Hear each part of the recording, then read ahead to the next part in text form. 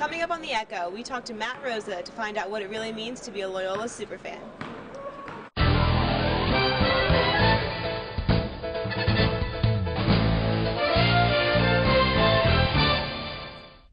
Welcome back, Loyola, to our special 10th episode of The Echo. I'm Amanda Hollis. And I'm Katie Bigley. Like always on The Echo, we'll tell you everything you need to know about what's going on around campus, in Baltimore, and all of our nation.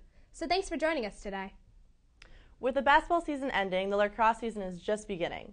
The 2012 lacrosse season is officially underway as the men's team took on Delaware in the home season opener. The men were picked to finish in second place in the MAC by a vote of the conference's coaches. In the first quarter, Delaware dominated the Hounds, taking the lead 3-0. However, Loyola went on to win the game 13-8. The turnout was amazing as the stands were packed with over 1,800 fans. Let's continue to support our fellow athletes in all of their Loyola home games. The superfans of Loyola have the greatest green and gray pride on campus, and their presence at the games are vital. Our Echo reporter, Leandra Pauley, has more on how you can become involved. Hi Loyola, I'm Leandra Pauley reporting for The Echo. I'm here with Matt Rosa, the director of the Loyola Superfans, to find out what it really means to be a superfan. Well, Superfans started 4 years ago by the class of 2011, and they really wanted to start a tradition here where the students would really get involved with the athletics programs and athletics in general and just have spirit and love Loyola as much as they know all the students do. What we do as an organization is we put together things like the Spirit Weeks that are going on, hold some sort of a tailgate or a social beforehand, hold things like Green Fridays, do raffles, just to get the students aware that there is a sporting event and to come out and support their fellow classmates. Well, thank you, Matt. As you can see, the Loyola Superfans are busier than ever this year. This has been Leandra Pauley reporting for The Echo. Now back to the studio. Thanks, Leandra. And students, don't forget to go out and support our Hounds at each game. Turning over to Baltimore sports, Dan Duquette, who is in charge of the Baltimore Orioles, say it will be a promising season.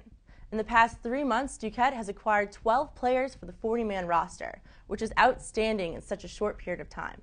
There's no telling how successful the Orioles will be this season, but one thing is for sure, the future for the Orioles franchise is looking up. Finding it harder to get a job or even an internship? Companies are using different real-world situations and different interviewing techniques to find out whether or not they are a company fit.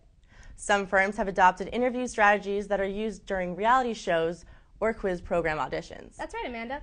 Google is known for grilling their candidates with brain teasers, and Hewlett & Packard asked questions like, if Germans were the tallest people in the world, how would you prove it? Often there is no right answer. They just want to see how creative people can be when thinking under pressure. It's one thing to say you're a creative thinker, and another to do it on the spot during an interview. And with about 12.8 million Americans still unemployed, employers are being deluged with resumes. That gives the screening process heightened importance. Two candidates who look identical on paper, handle traditional interviews well, may perform quite differently when pushed out of their comfort zone with extreme interviewing tactics. Companies are being more innovative in not just finding people who fit work, but also fit their work culture. For students looking for advice when pursuing careers in broadcast journalism, we spoke with Loyola's own Dr. Sarah McGee. We turn it over to reporter Don Proto for more. This is Don Proto reporting for The Echo. I'm here with Dr. McGee to talk to her and ask her a few questions about her new job as a teacher in the Department of Communications. So what kind of courses are you teaching this year? Well, this year I'm teaching the Introduction to Communications, which is basically the introduction to journalism. Sort of an overview, an idea to get everybody that's interested learning a little bit about what journalism is, sort of the history, some of the issues, the ideas, through everything, especially with sort of a print and online and broadcast and now multimedia focus. I was a television news reporter, producer, and anchor for about 7 years in Erie, Pennsylvania, and in Las Vegas, Nevada. I reported stories, then anchored stories, then realized my real love was behind the camera. So I produced various special projects, various newscasts. So that's kind of my background and what I've done. My best advice to anyone who wants to do any job in this industry is just to make sure you experiment and try many different things.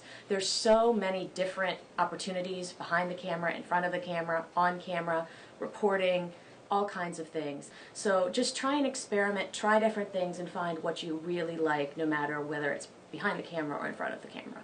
Thank you, Dr. McGee. We welcome you here to Loyola. And I'm Don Proto reporting for The Echo.